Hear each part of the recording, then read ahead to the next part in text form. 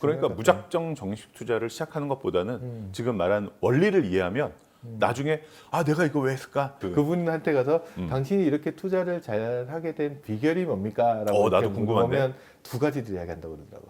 근데 그렇다고 정식 투자한다고 해서 늘 항상 이익을 보는 건 아닐 거 아니야.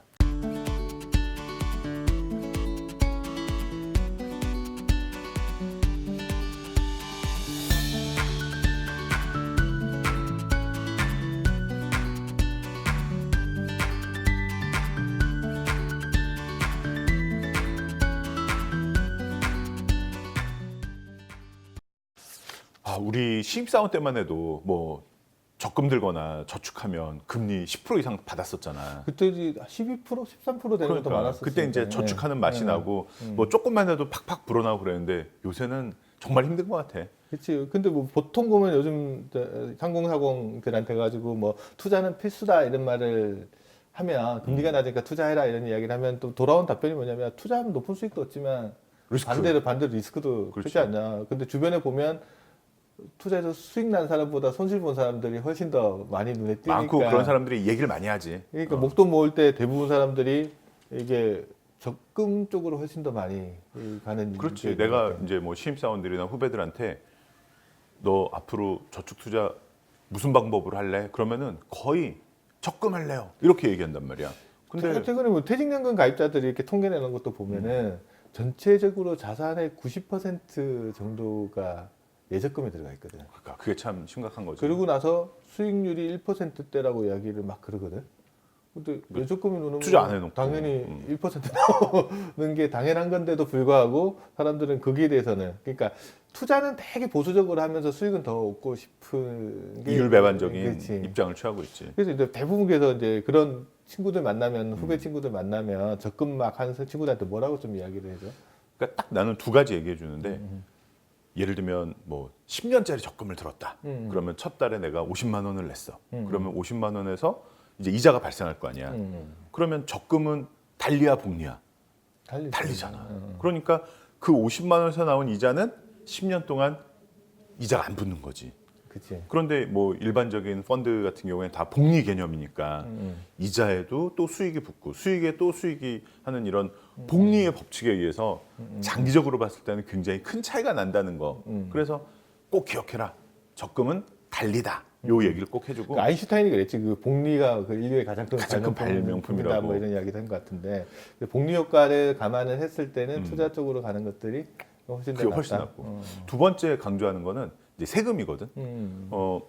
펀드에서는 여러 가지 돈을 버는 방법이 있지만 그래도 좀 적극적인 투자할 때는 주식 매매 차익에서 버는 수익이 제일 많잖아. 그렇지, 그렇지. 그런데 뭐 삼성전자를 4만 원에 사서 5만 원에 팔았다. 그러면은 만 원에 대해서 세금 안 내잖아. 그렇지. 그러니까 주식 매매 차익엔 세금을 안 내는 이게 굉장히 큰 절세 효과가 생기는데 적금은 버는 돈에 대해서 전부 이자 소득세를 내야 되니까 사실 얼마 되지도 않는 이자에서 또 세금 내고 나면 세후 소득률이 너무 떨어지는 거지. 그러니까 그 두 가지 그러니까 얘기하고 있어. 복리라는 것과 그다음에 세금 효과 같은 것들 그렇지. 감안했을 때 투자하는 것들이 훨씬 더 유리할 수 있다. 특히나 그렇지. 요즘같이 금리 낮을 때는 아, 그걸 감안을 열받지. 해봐야 되겠네.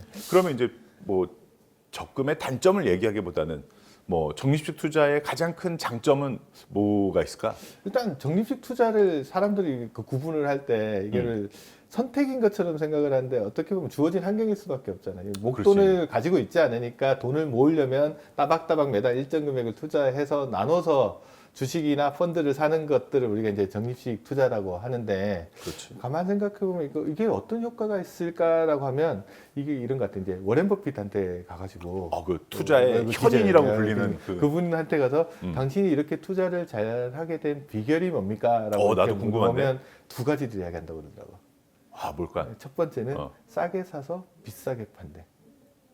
그런 당연한 말씀을. 그래서 두 번째 원칙을 딱 물어보면 첫 번째 원칙을 지키는 거예요. 그러니까 결국은 그게 제일 중요하다는 나는 할 거네. 수 있는 건데 대부분 그분이 하면 사람들은 다르지. 싸게 사서 비싸게 팔으라고 하는데 대부분 투자자를 보면 시장이 막 달아올라가지고 고점에 갔을 때 사가지고 비싸게 사지. 사가지고 결국은 주가가 떨어지면 실망하고 있다가 비자발적인 장기 투자자가 됐다가 나중에 떨어졌을 때 어쩔 수 없이 못 버티고. 도저히 못 버티고 이제 팔아버리니까 비싸게 사서 싸게 파는 사람들이 되게 대부분이지. 많은 거죠. 그래서 대부분은 투자를 할 때 타이밍을 잘 노려가지고 쌀 때 사가지고 비싸게 산다 그러지만 실제 행동이 일어나는 건 보면 불가능하지. 비쌀 때 사서 싸게 파는 사람들이 되게 많으니까 이제 적립식 투자를 할 때 가장 큰 장점이라는 거는 이게 주가가 오르내리는 거랑 상관없이 매달 일정하게 금액을 투자를 해서 사니까 그러니까 나는 주가 신경 안 써도 되는 거지. 그러니까 비쌀 때도 사고 쌀 쌀 때도 때도 사고 예를 들어 내가 한 달에 10만 원을 넣는다 그러면 주가가 어떤 A라는 주식이 10,000원 한다 그러면 10줄 사는 거 아니야. 그렇지. 근데 이게 얘가 주가가 올라가지고 2만 원이 되면 10만 원 넣으면 다섯 줄을 주밖에 못 사는 사는 거지. 잘 보면 아까 워렌 버핏이 싸게 사서 비싸게 팔으라 그랬잖아. 그럼 적어도 이거 뭐가 되냐면 10,000원 할 때는 10줄을 사는 거고 그렇지. 2만 원 할 때는 5주밖에 안 사는 거잖아. 나는 아무 생각 없이 10만 원만 냈는데 그치. 저절로 비쌀 때는 조금만 사고 그리고 쌀 때는 많이 사고. 사는 효과들을 가져다 주니까 그러네. 이게 적립식 투자가 자연스럽게 이런 워렌 버핏의 투자 법칙들을 실천해 주는 효과들이 있다라고 볼 수 있는 거죠. 이게. 그게 제일 중요한 것 같아요. 왜냐하면 대부분 다 보면은 비쌀 때 더 비쌀 것 같다고 생각을 하면서 막 사고 그렇지. 떨어지면 더 하락할 것 같다는 공포감에 팔고 그치. 그러다 보니까 반대로 움직이는데 결국 워렌 버핏 할아버지가 말씀하신 걸 지키기 위해서는 아무 생각하지 말고 똑같은 금액을 매달 투자하면 비싼 걸 조금 사고 쌀 때 많이 사는 효과를 거둘 수 있다는 자연스럽게 거네. 그러니까 우리가 이제 자산 형성기에는 매달 일정한 금액을 투자를 하는 거니까 그 금액만 이렇게 따박따박 집어넣으면 비싼 건 좀 덜 사게 되게 돼 있고 싼 건 좀 많이 사게 돼 있으니까 이제 그런 원칙을 통해서 가져가는 게 되게 중요한데. 근데 그렇다고 적립식 투자한다고 해서 늘 항상 이익을 보는 건 아닐 거 아니야. 그렇지 이제 이렇게 설명하고 들으면 딱 하고 있으면 누가 부자가 안 됐겠어. 몇 달 정도 지나고 오면 또 당장 불만을 제기하러 오시는 분들 이거 아닌데요. 있지. 첫 책임지세요. 번째가 뭐냐면 주가가 계속 상승하는 장을 한번 예를 들어볼게. 주가가 올라가 그러면 거치식으로 목돈 한꺼번에 확 집어넣어가지고 산 사람들 입장에서는 너무 올라간 좋겠지. 수익을 다 먹는 거잖아. 그렇지. 최고지. 근데 나눠서 산 사람 입장에서는 덜 오르겠지. 덜 오르지, 덜 오르지. 그래서 항상 와서 하는 말이 속상하겠다. 오르긴 먹긴 먹었는데 거치식으로 했던 사람보다 좀 덜 먹었어요라고 하는 사람들이 있어. 그게 불만이 시장- 아닌 불만. 그러니까 그걸 미리 잘 이해를 해야 돼. 적립식이라는 거는 나눠서 사기 때문에 상승장에서는 거치식보다 수익이 좀 덜 할 수도 있다라는 것들 인정을 해야 돼. 근데 주식시장은 항상 오르는 게 아니라 이제 또 하락할 때도 그렇지. 있으니까. 떨어질 때도 보면 거치식으로 투자한 사람은 50% 시장이 빠졌으면 50%다 손실을 그렇지. 보는 거지만 나눠서 산 사람은 그거보다 덜 나눠서 사니까 손해를 덜 손해를 보지. 근데 떨어진 시장에 가면 또 무슨 이야기 하냐면 손해를 덜 봤다고 좋아하는 사람은 없어. 맞아. 예, 그러니까 또 와가지고 또 이야기를 하지. 이거 적립식 투자 좋다고 했는데 거치식보다 손해를 덜 보긴 했는데 손해를 보네요. 손해를 보긴 보네요. 이렇게 이야기를 하거든. 그러니까 적립식 투자를 하더라도 투자 기간이 일정 기간 이상은 그렇지. 좀 장기로 가야 그 효과를 제대로 볼 수 있는 거야. 그래서 예를 들면 대부분 사람들이 투자를 시작하는 시점을 보게 되면 시장이 많이 달아올랐을 때 시작을 하잖아. 그리고 나서 이제 시장이 이렇게 꺼질 때 계속 자금을 밀어넣으면 매입 단가가 계속 차츰 낮아지거든. 적립식 매입 단가가. 일종의 그게 물타기? 물타기 효과, 뭐 다른 표현을 하면 물타기일 수도 있는데 이때가 중요한 것 같아. 근데 이걸 못 버티고 아이고 이렇게도 손해 보네라고 털어버리면은 그걸로 끝나버리는 거야.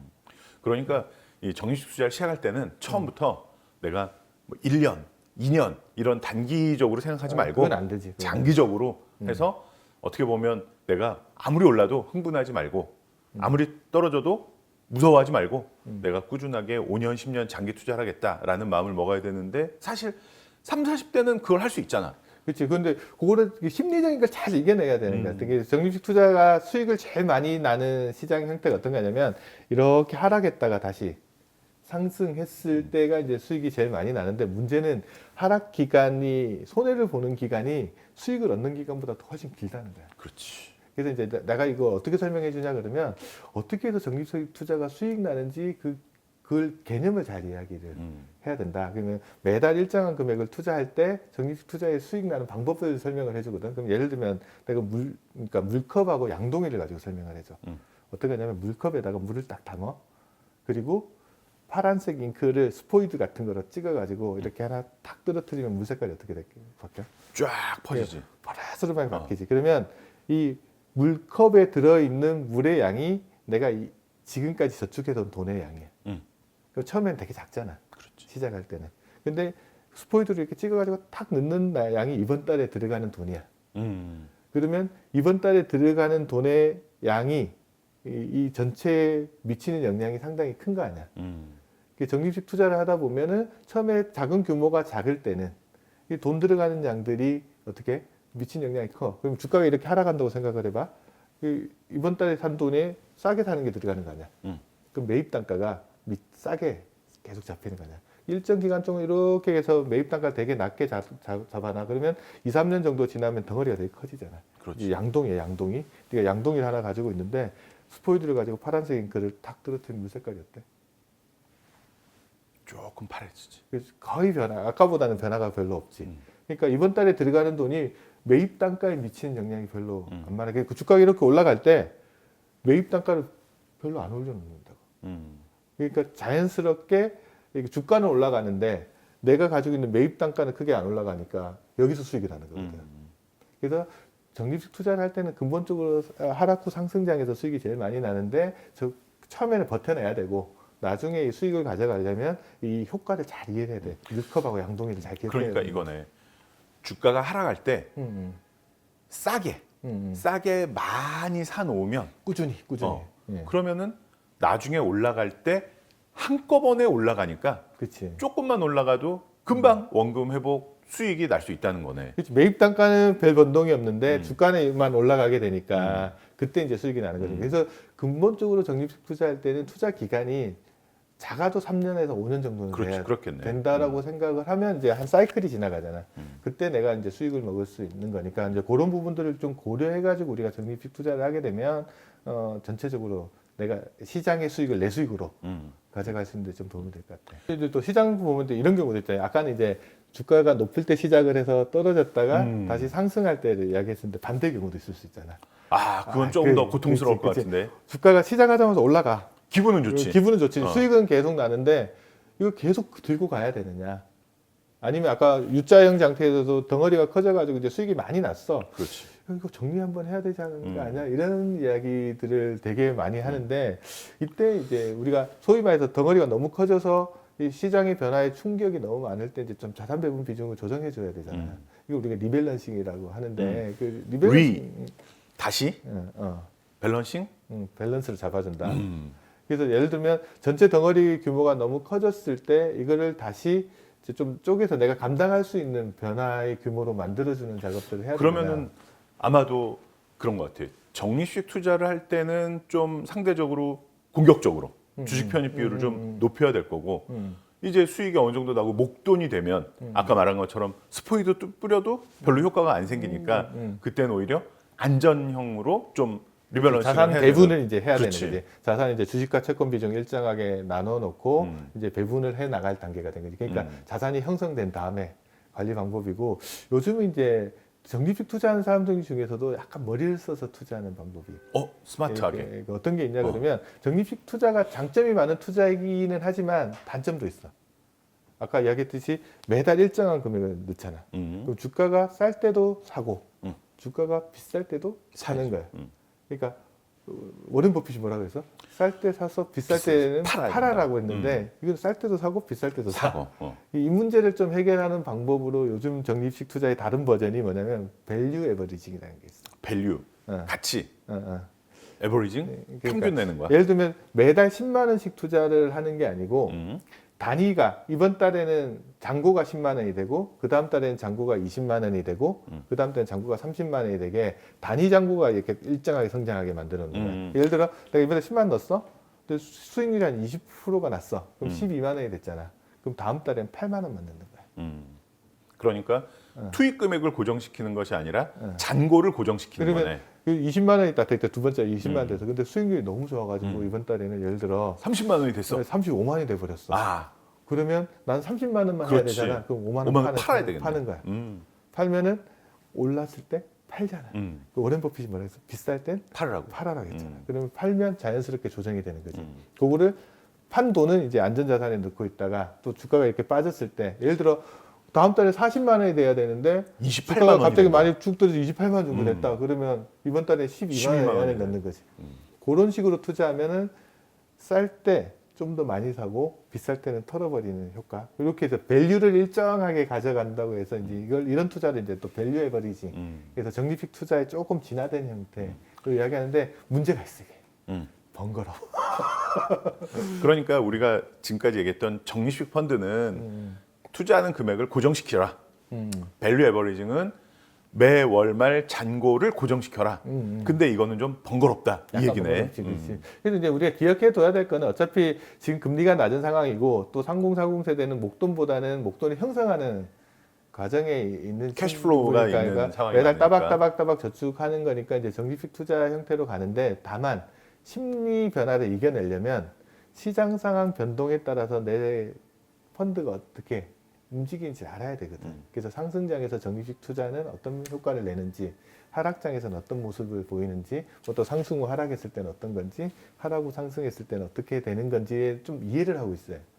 그래야지 시장 상황이 변하더라도 흔들리지 않고 흔들리지 버틸 수 않고 좀 있겠지. 더 버텨낼 수 있는 것 같아요. 그래서 3040 세대 입장에서 그런 방법들에 대한 이해 정도는 좀 가져가는 것도 되게 중요할 그러니까 것 같아요. 무작정 적립식 투자를 시작하는 것보다는 지금 말한 원리를 이해하면 나중에 아 내가 이거 왜 했을까 이런 후회나 아 깰까 이런 두려움 이런 걸 극복하고 그 처음에 생각했던 그 투자 목표를 달성하는 데는 이렇게 이해를 하고 시작해야 될 것 같아요. 그래서 아까 처음에 이야기했듯이 이제 달리보다는 대신 복리, 복리다. 그다음에 절세 세금 효과들이 효과. 있다라는 것들이 이제 투자 상품의 장점인 거고 그 목돈이 없으니까 적립식으로 이렇게 투자를 해 나갈 때 이제 시장 상황을 좀 잘 보고 그리고 장기 투자를 심리를 이겨내는 것들이 중요하기 때문에 아 이럴 거야 이미 알고 있으면 대응하기가 좀 그렇지. 편한 거라서 이제 시장 유형별로 상황도 조금 미리 이해해두고 내 목돈을 모아 나가면 조금 더 괜찮지 않을까라는 생각이 아 해요. 이게 아마 3040들한테는 굉장히 유용한 정보가 될 것 같아.